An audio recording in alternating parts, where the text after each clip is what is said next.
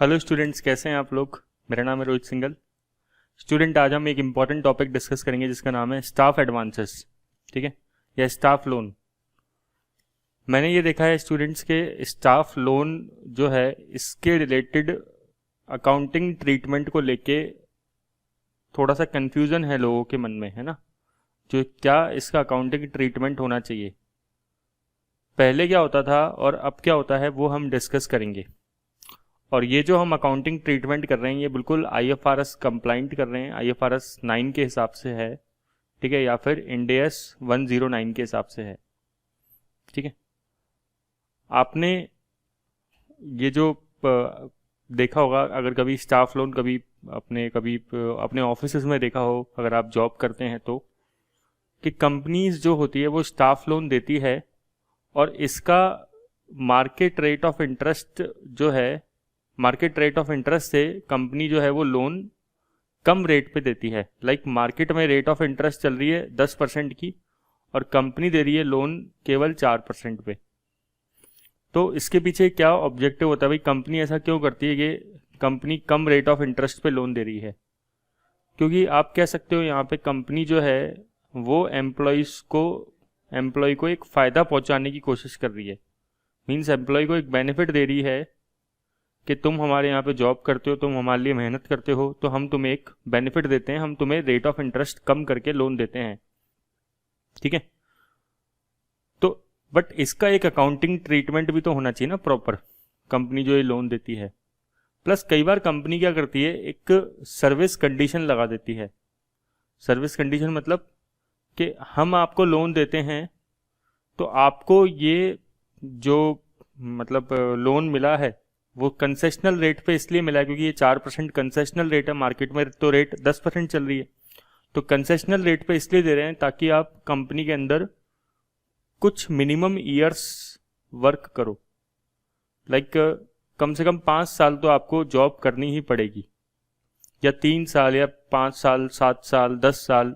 ठीक है ना, ये कंपनी इस तरीके से कई बार कंडीशंस भी लगा देती है, तो इसके हिसाब से अकाउंटिंग ट्रीटमेंट होता है। तो सर कैसे करते हैं अकाउंटिंग ट्रीटमेंट, अब बताओ आप। देखो, एक एग्जाम्पल लेते हैं इसके लिए, ज़्यादा बढ़िया रहेगा, क्योंकि बिना एग्जाम्पल के मज़ा नहीं आएगा पढ़ने के अंदर। ठीक है, और ये ध्यान रखना हम बिल्कुल IFRS के हिसाब से कर रहे हैं, IFRS 9 के हिसाब से। यही बिल्कुल same to same US gap के अकॉर्डिंग भी होता है ट्रीटमेंट। ठीक है, तो कोको कोला कंपनी जैसे है, उसने अपने स्टाफ को लोन दिया है $6 लाख का ऑन 1 अप्रैल 2021 फॉर 3 ईयर्स। मतलब 3 साल के अंदर 3 साल के लिए लोन दिया है। मार्केट रेट ऑफ इंटरेस्ट 9% चल रही है। Assume 3 year service condition. तो देखो, कंपनी ने जो लोन दिया है यहाँ पे वो 9% पे दिया है, मतलब मार्केट रेट ऑफ इंटरेस्ट 9% चल रही है, बट मान लेते हैं कि कंपनी यहाँ पे जो इंटरेस्ट चार्ज कर रही है एम्प्लॉय से वो 3% ही चार्ज कर रही है। ठीक है, एक एग्जांपल ले लेते हैं कि मार्केट में तो रेट ऑफ इंटरेस्ट चल रही है 9%, बट 3% कंपनी जो है वो एम्प्लॉय से इंटरेस्ट चार्ज कर रही है। ठीक है, अज्यूम 3 साल सर्विस कंडीशन। इसका क्या मतलब है कि 3 साल के लिए लोन दिया है तो 3 साल की सर्विस कंडीशन है, मतलब 3 साल आपको जॉब करनी ही पड़ेगी।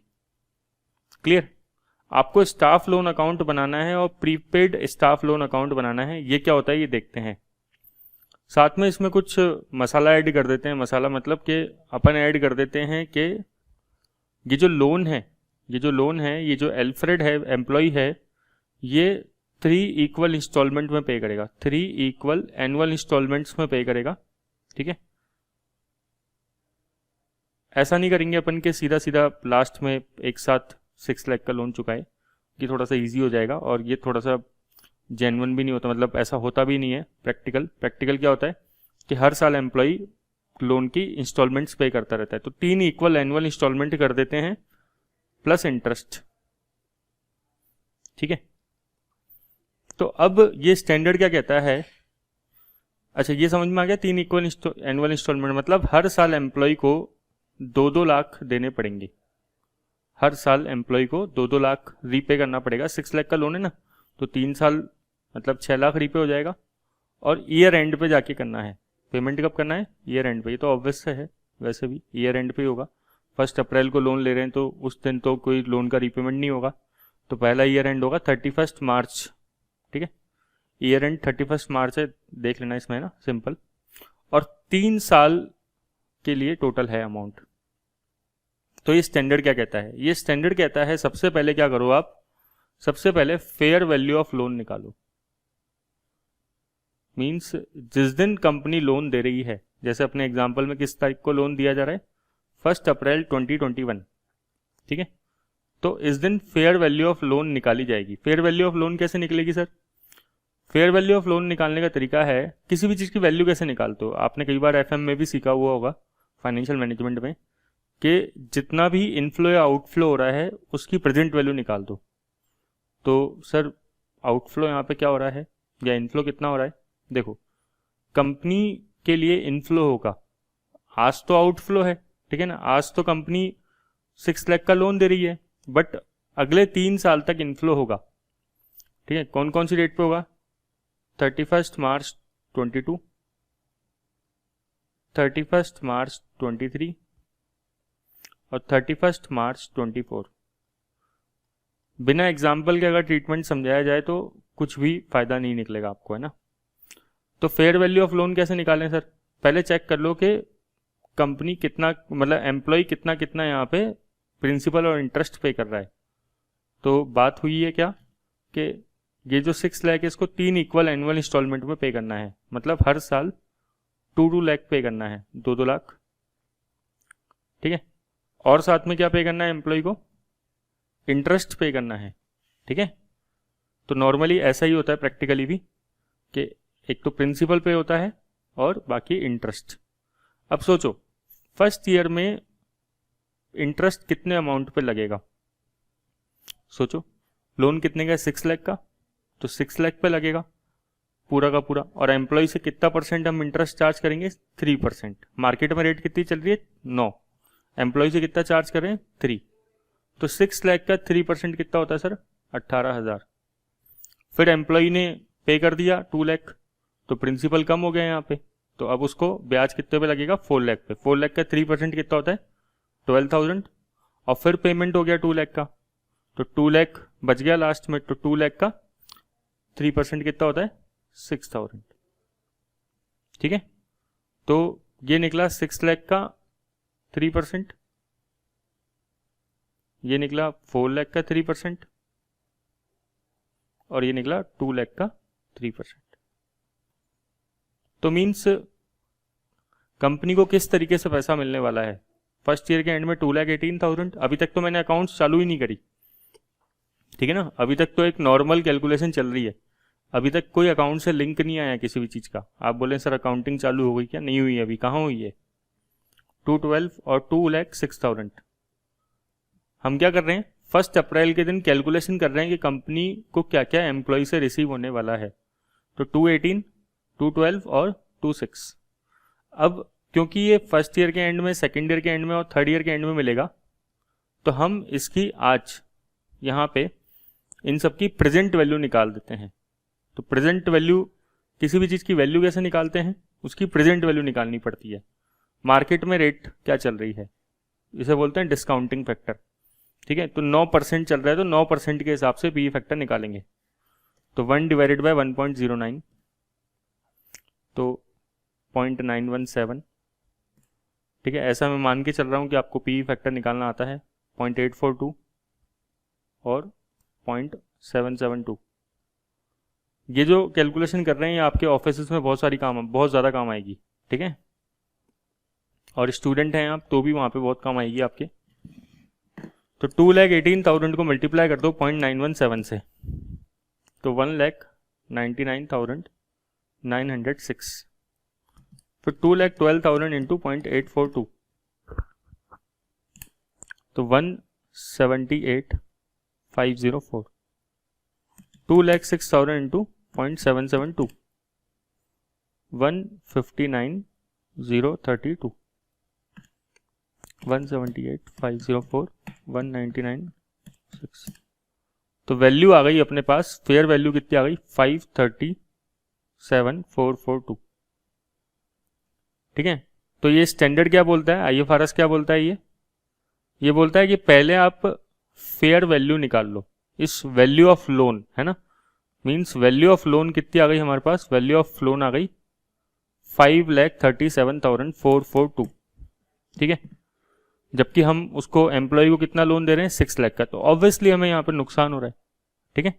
अब मैं आपको फर्स्ट जनरल एंट्री बता रहा हूँ इसकी, कि पहली जनरल एंट्री क्या पास करेगी कंपनी, 1 अप्रैल के दिन की क्या एंट्री पास होगी। ध्यान से देखना एकदम, स्टाफ लोन अकाउंट डेबिट, ठीक है, prepaid staff loan account debit या prepaid staff account debit to bank. Means company बोलेगी कि हमने कितने का लोन दिया है, 6 लाख का, ठीक है। उसमें से स्टाफ लोन की वैल्यू में कितना जाएगा, 5,37,442, और कंपनी को यहाँ पे एक तरीके से लोन में कितना नुकसान हो रहा है, ठीक है, नुकसान ही तो हो रहा है कि भाई देखो कंपनी 9% इंटरेस्ट चार्ज करना चाहिए लेकिन चार्ज कर रही है 3%, ठीक है। तो अगर 6 लाख में से ये वैल्यू लेस कर दी जाए, ये जो वैल्यू निकाली हमने, तो हमें पता लगेगा कंपनी को यहाँ पे कितने का नुकसान हो रहा है।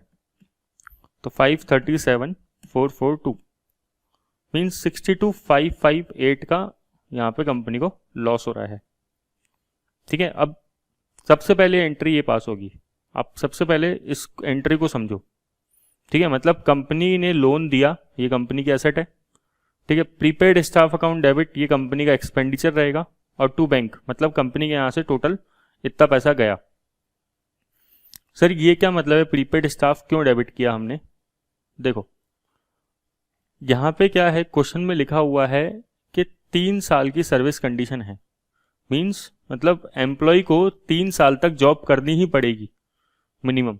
तो कंपनी ये जो एक्सपेंडिचर है ना 62,558 का, ये एक्सपेंडिचर है, कंपनी इसको एक साथ P&L में राइट ऑफ नहीं करके 3 बराबर इंस्टॉलमेंट्स में राइट ऑफ करेगी P&L में। तो 62,558 में से डिवाइडेड बाय 3, तो हर साल 20,852 या 853 का P&L में हर साल एक्सपेंडिचर जाएगा इस अमाउंट में से, ठीक है क्या। तो थोड़ा सा नई अकाउंटिंग है तो आपको एकदम से भारी लगेगा समझने में, बट यही है जो है रियलिटी, यही है, इस तरीके से हो रहा है अभी। सर क्या करें इस क्वेश्चन के अंदर, देखो हम एक 2 लेजर बनाते हैं, एक तो स्टाफ लोन अकाउंट बनाते हैं, ठीक है, स्टाफ लोन का अकाउंट बना लेते हैं, और हम बना लेते हैं प्रीपेड स्टाफ अकाउंट या स्टाफ लोन अकाउंट, ठीक है। तो लेजर सिंपल क्या होता है, टी अकाउंट होता है, तो मैं टी शेप में अकाउंट बना लेता हूं,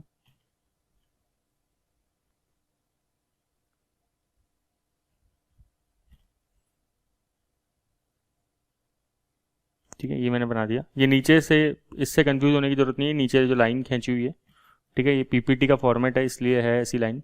चलो अब कंपनी ने देखो किस तारीख को लोन दिया है, 1 अप्रैल 2021 को, तो 1 अप्रैल 2021 को कंपनी ने लोन दिया, तो to bank loan account debit to bank account, कितने का लोन दिया है सर, आप चेक करो, हमने स्टाफ लोन अकाउंट में कितने की एंट्री डाली थी, 537,442 की, 537,442, मतलब सर यहाँ पे अब 6 लाख नहीं लिख सकते, नहीं लिख सकते। पहले क्या होता था, आईएफआरएस जब नहीं आए थे उससे पहले सीधा staff loan account debit to bank 6 lakh से किया जाता था।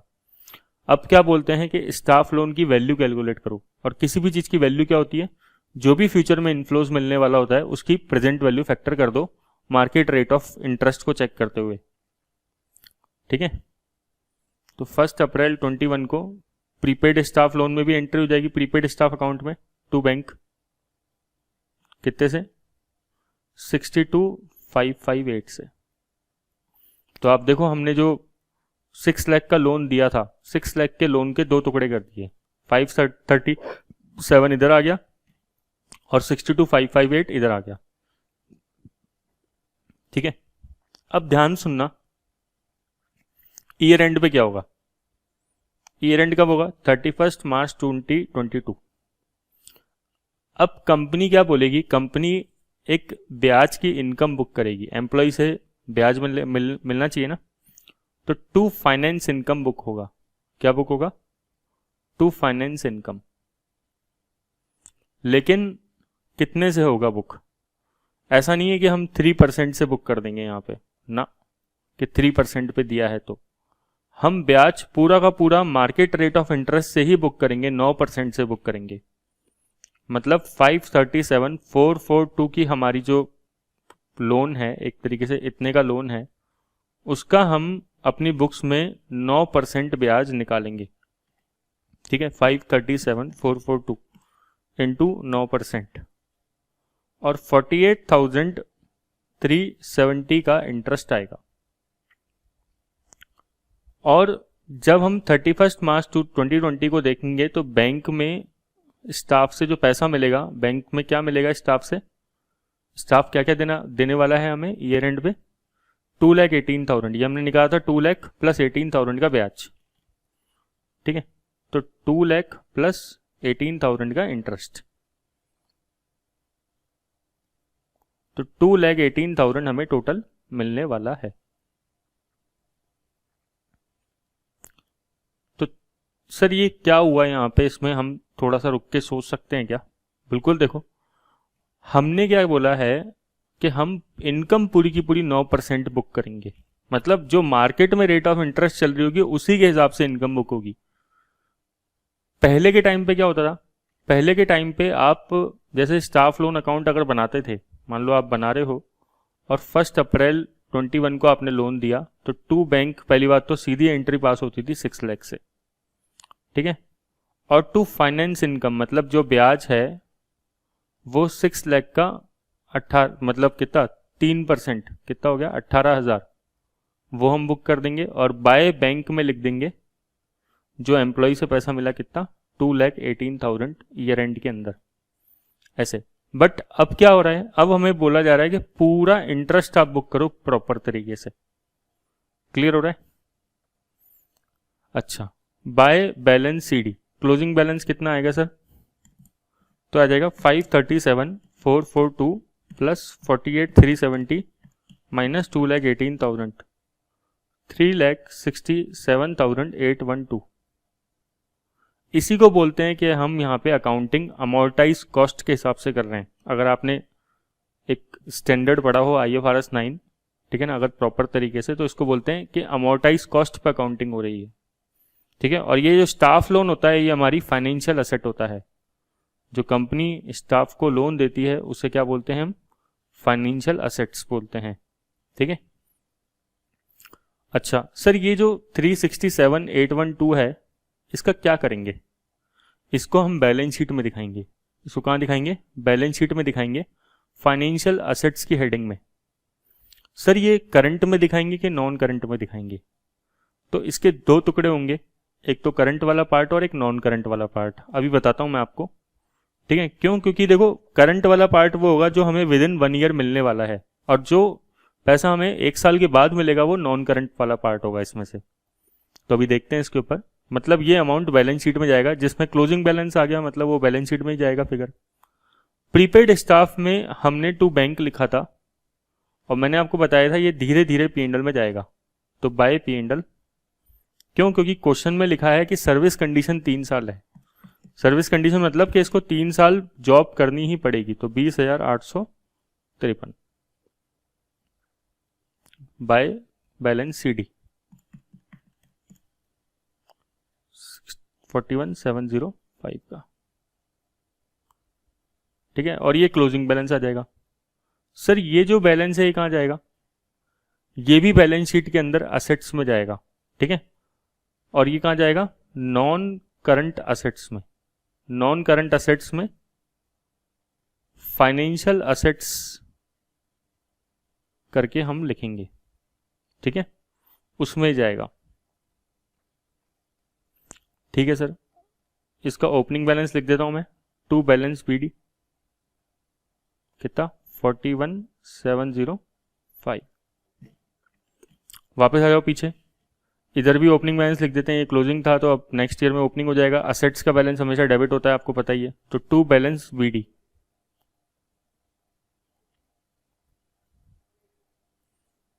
अब कंपनी दोबारा से क्या बुक करेगी, फाइनेंस इनकम बुक करेगी। दोबारा से कंपनी क्या बुक करेगी, फाइनेंस इनकम बुक करेगी। सर कितनी फाइनेंस इनकम बुक करेंगे, इसका 9%।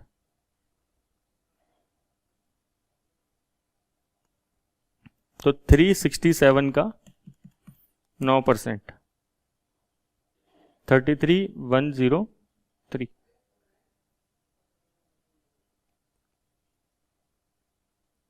ये 2023 होगा है ना, सॉरी। बाय बैंक, बैंक में कितना अमाउंट आएगा आप चेक करो। हमने बैंक में कितना अमाउंट निकाला था, 2,12,000 रिसीव होगा, ठीक है। तो सर क्लोजिंग बैलेंस कितना आ जाएगा, बाय बैलेंस सीडी करके क्लोजिंग बैलेंस चेक कर लो। तो 367,812 प्लस माइनस 2,12,000 मीन्स 1,88,915। ये जो अकाउंटिंग हो रही है ये फेयर वैल्यू कॉन्सेप्ट के हिसाब से हो रही है, मतलब अकाउंट्स ने अब सारी चीजें फेयर वैल्यू पे डालना चालू कर दी है। Financial assets, financial liabilities fair value पे, ठीक है। तो अब हम चेंज हो चुके हैं, बहुत सारी अकाउंटिंग चेंज हो चुकी है। तो अगर आप पुरानी अकाउंटिंग कर रहे हैं तो उसको चेंज करिए, ठीक है। 1,88,915 का ओपनिंग बैलेंस लिख देते हैं। ये जो अमाउंट है इसको ही पी&एल में डाल देंगे। 31 मार्च 2023 को by profit and loss account, statement लिख दो, अकाउंट लिख दो, कोई दिक्कत नहीं है, चल जाएगा सब, है ना। तो वही अमाउंट 20,853, यही वाला अमाउंट इक्वल में जाएगा। ये अमाउंट, ये जो अमाउंट था इसको डिवाइड बाय 3 किया था हमने, तो हर साल बराबर तरीके से डिवाइड होगा, ठीक है। बाय बैलेंस सीडी आना यही चाहिए, लेकिन 1-2 रुपए का डिफरेंस आएगा, 1 या 2 का। क्यों, बिकॉज ऑफ राउंड ऑफ। फिर 1 अप्रैल 23 आएगा और टू बैलेंस बीडी लिख देंगे 20852 का, ठीक है। अच्छा सर अब क्या करेंगे, अब वापस से हम फाइनेंस इनकम बुक करेंगे, तो टू फाइनेंस इनकम।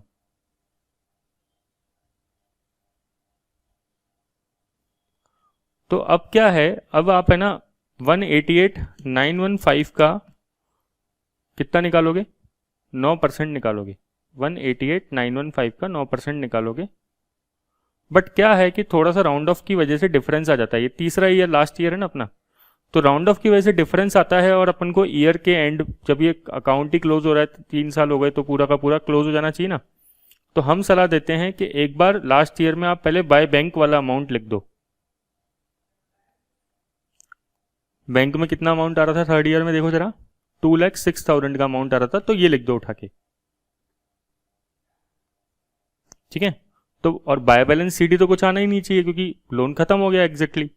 तो इसमें से इसको माइनस करके फिर ये डिफरेंस अमाउंट अपने आप आ जाएगा। तो 2,06,000 में से लेस करोगे तो 17,085 आ जाएगा।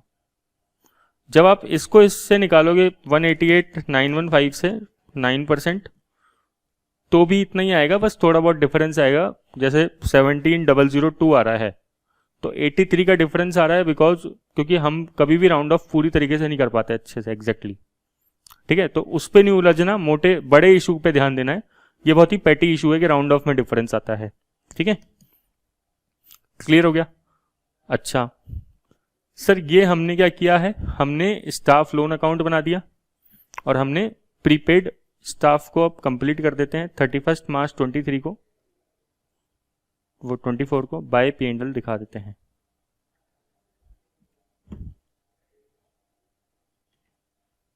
$20,852 इस तरीके से कंप्लीट हो गया। सर अगर हम पहले जमाने की बात करें कि पहले टाइम पे क्या होता था, देखो पहले टाइम पे बहुत सिंपल होता था। जैसे मान लो आप ये पुरानी अकाउंटिंग कर रहे होते तो आप स्टाफ लोन अकाउंट बनाते इस तरीके से, टू बैंक लिख देते 6 लाख का, टू फाइनेंस इनकम सीधा सीधा जो इंटरेस्ट आ रहा है वही बुक करते 3% 6 लाख का, बाय बैंक में 2,18,000 आ जाता। फिर ओपनिंग बैलेंस लिखते अगले साल का कितना, बाय बैलेंस सीडी निकाल के देख लो 4 लाख आ जाएगा शायद, ठीक है, जो प्रिंसिपल बाकी है। फिर वापस से फाइनेंस इनकम बुक करते 4 लाख का कितना, 3% है ना, 12,000। बाय बैंक में कितना आया था, 2,12,000। आप देखोगे तो इसके लिए अपन ने टेबल भी बना रखी है, सेम टू सेम वही है, ठीक है, 2,12,000, 2,06,000। बाय बैलेंस सीडी में 2 लाख, टू बैलेंस बीडी में कितना, 2 लाख, और टू फाइनेंस इनकम मतलब ब्याज 3% मतलब 6,000, और बाय बैंक कितना, 2,06,000।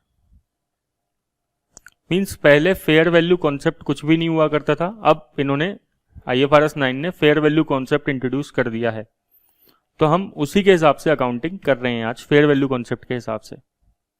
सर अगर थोड़ा और ब्रॉड माइंड में सोचोगे कि क्या हुआ, तो मैं आपको थोड़ी सी और पिक्चर यहाँ पे क्लियर करने की कोशिश करता हूँ, ठीक है। 3 साल का P&L आपको दिखाने की कोशिश करता हूँ, तो आपको शायद थोड़ा और अच्छे से क्लियरिटी होगी। जैसे मान लो यहाँ पे मैं 3 साल का P&L बनाऊँ, ये पहले बनाते हैं 31 मार्च 2022 का, ध्यान से देखना है ना, एकदम स्टेटमेंट ऑफ P&L बना रहे हैं। कंपनी की क्या है, एक तो फाइनेंस इनकम है, फाइनेंस इनकम कितनी है कंपनी की, 48,370 की, और एक कंपनी का खर्च, मतलब अपन सारी चीजें नहीं बना पाएंगे ऑब्वियसली, एक एब्स्ट्रैक्ट बना रहे हैं P&L का, है ना, थोड़ा सा हिस्सा बना रहे हैं, और एक खर्चा है P&L में 20,853 का।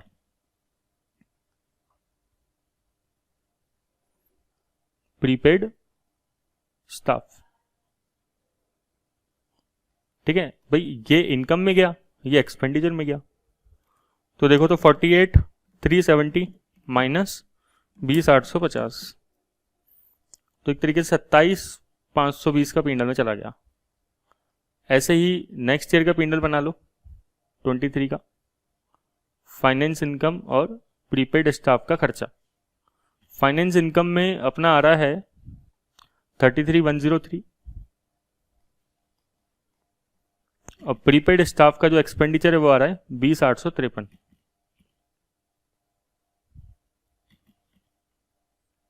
ठीक है, ये भी 20,853 ही था वैसे, ठीक है, 2-3 का डिफरेंस हो गया, 20,853 ये 17 हो जाएगा, तो ये भी 20,853 आ जाएगा।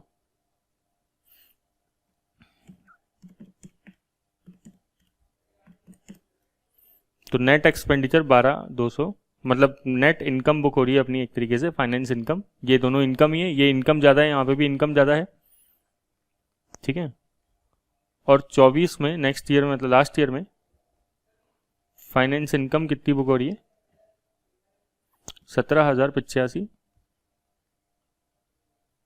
और ये तो यही बुक होना चाहिए, 20,852 आएगा, 852 वो 1 का राउंड ऑफ हो जाएगा क्योंकि, ठीक है ना, तो 1 का राउंड ऑफ कर दिया अपन ने, तो 17,085 माइनस 20,852 3767 का एक्सपेंडिचर बुक हो रहा है, ठीक है, एक तरीके से एक्सपेंडिचर बुक हो रहा है क्योंकि इनकम कम है, एक्सपेंडिचर ज़्यादा है। मैं आपसे एक ब्रॉड पिक्चर की बात करना चाहता हूँ, अगर एक बार आप इन सबको जोड़ लो, ठीक है ना, सारी इनकम, ये तीनों सालों का एक बार P&L को आप कंप्रेस करने की कोशिश करो, ठीक है, तो आप समझ पाओगे हुआ क्या है। ये फर्स्ट ईयर का है, सेकेंड ईयर का है, और ये थर्ड ईयर का है, ये दोनों इनकम है, ये लॉस है लास्ट में।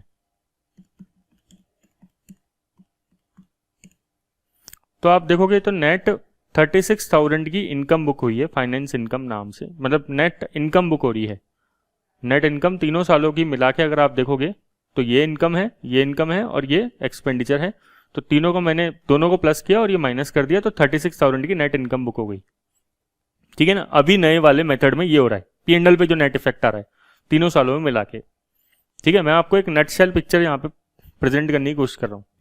और अगर आप पहले वाले टाइम की बात करते, पुराने जमाने की बात करते, ठीक है, तो क्या होता था, तो इस तरीके से इनकम्स बुक होती थी अपनी, है ना, यही करते थे उस टाइम। तो कोई और कुछ करते ही नहीं थे, सीधा 6 लाख का लोन, तो कोई प्रीपेड का खर्चे वर्चे का कोई चक्कर ही नहीं। ठीक है, तो 18 + 12 + 6 चेक करना, 18 + 12 + 6 कितना होता है, ये तीनों को जोड़ोगे तो कितना आएगा भाई, 36,000। मीन्स आप देखोगे कि नए मेथड में और पुराने मेथड में अमाउंट ऑफ इनकम्स को लेके, टोटल अमाउंट को लेके झगड़ा नहीं है, झगड़ा है टाइमिंग को लेके, किस टाइम पे हमें रेवेन्यू कितनी दिखानी है, किस टाइम पे हमें कितनी इनकम दिखानी है, उस चीज को लेके। यहाँ पे देखो 27,000, यहाँ पे 12,250 और यहाँ पे हमने नेट खर्चा बुक किया। और जबकि वहां पे क्या था, 18,000, 12,000 और 6,000, इस तरीके से आप करते थे। ठीक है, तो हो वही रहा है, बस टाइमिंग डिफरेंस हो गया है, फेयर वैल्यू कॉन्सेप्ट आने की वजह से ऐसा हुआ है। अच्छा सर, यहाँ पे और क्या बात ध्यान रखी जा सकती है, मैंने आपको P&L बना के दिखा दिया। अब अगर आप इसमें P&L तो समझ में आ गया होगा मेरे हिसाब से आपको। अगर आप बैलेंस शीट देखना चाहो, बैलेंस शीट सर कैसे बनेगी इसकी, बैलेंस शीट भी बता दो। तो देखो, कंपनी का आपको पता है नॉन करंट असेट्स भी होती है कंपनी के पास, करंट असेट्स भी होती है। ठीक है, स्टाफ लोन जो होता है वो एक फाइनेंशियल असेट्स होती है। कौन सी असेट होती है, फाइनेंशियल असेट होती है। ठीक है,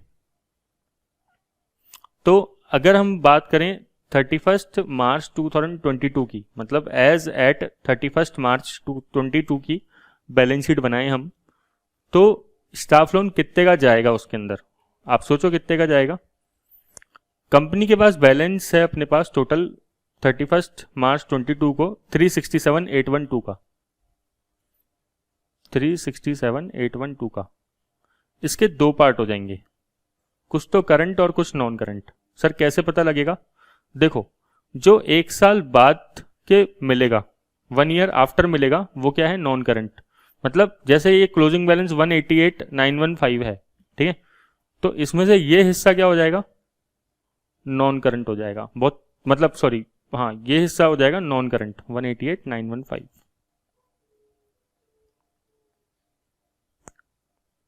और बाकी हिस्सा क्या होगा, बाकी हिस्सा मतलब मिल चुका होगा। तो 367,817 में से 188,915 मतलब 178,902 ये क्या होगा, करंट होगा। ठीक है, मतलब जो विद इन 1 ईयर मिलेगा। इसको आप अगर देखो तो कि भाई हमारा इतना बैलेंस था, ठीक है, इतना और ड्यू हुआ और इसमें से इतना मिल गया, मतलब ज्यादा हमें मिल रहा है ना। देखो ये अमाउंट ड्यू हुआ बट मिल गया इतना, ठीक है, तो आप देखोगे तो करंट में ज्यादा मिल रहा है, इसलिए मतलब करंट में भी अमाउंट मिल रहा है इसलिए। तो यहाँ पे 178,902 आ गया, बाकी सारा अमाउंट बाद में मिलेगा 188,915। क्लियर क्या भाई, ये 367 की तो पार्ट है ना ये सारे। ठीक है, अच्छा तो ऐसे करके हम करंट और नॉन करंट का बैलेंस निकालते हैं। बैलेंस शीट के अंदर आपको समझ में आ गया, P&L के अंदर आपको समझ में आ गया। और क्या सर परमेंटेशन कॉम्बिनेशन बैठता है इन चीज़ों के अंदर। जब आप ऑफिस में काम करते हैं तो आपको ये देखने को मिल सकता है कि सर वहाँ पे सर्विस कंडीशन ना हो। ठीक है, वैसे नॉर्मली होता नहीं है ऐसा, सर्विस कंडीशन होती है। अगर कभी भी सर्विस कंडीशन एग्जिस्ट नहीं करती है कि मतलब इतने साल मिनिमम काम करना पड़ेगा, ये कॉन्ट्रैक्ट में नहीं लिखा एम्प्लॉयर और एम्प्लॉय के, तो क्या होगा, तो उस केस में ये जो डिफरेंस था ना स्टार्टिंग में जो आया था, वो सीधा सीधा P&L में चला जाएगा। ठीक है, वो सीधा सीधा उस टाइम पे डिफरेंस P&L में चला जाएगा। कितना, ये जो 62,558 आया था, ये 3 टुकड़ों में न जाके फिर ये सिंपल एक ही इंस्टॉलमेंट में पूरा का पूरा P&L में एक साथ चला जाएगा। कब जाएगा, जब सर्विस कंडीशन एग्जिस्ट नहीं करती है तो। क्लियर क्या। तो मैंने आपको स्टाफ लोन का ट्रीटमेंट समझाया, कंसाइज वे में समझाया। मैं ये मान के समझाया कि आपको प्रेजेंट वैल्यू कॉन्सेप्ट पहले से ही पता है। ठीक है, चलिए, थैंक यू।